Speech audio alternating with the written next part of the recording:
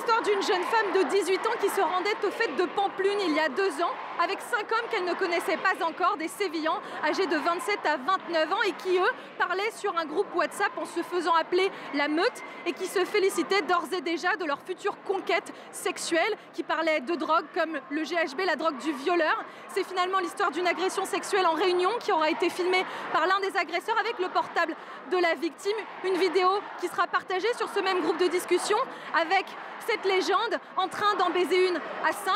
C'est l'histoire d'un procès qui aura duré 2 ans, qui aura ému la totalité du pays. Un procès dans lequel la question du consentement sera finalement majeure. C'est l'histoire d'un procureur qui, lui, réclamait 22 ans d'emprisonnement, notamment pour viol. C'est finalement l'histoire d'un verdict tombé aujourd'hui, 9 ans pour finalement abus sexuel et non pas agression sexuelle ni viol.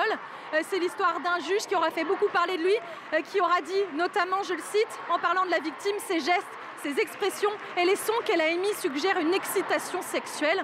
C'est l'histoire d'un pays qui se refuse à ce verdict et qui s'est spontanément réuni dans les rues, ici à Madrid devant le ministère de la Justice où je me trouve, mais également à Barcelone, également en Andalousie, également au Pays Basque. L'histoire de femmes et d'hommes que vous pouvez peut-être entendre derrière moi et qui scandent « ce n'est pas la justice, non, c'est non, le reste, c'est du viol ».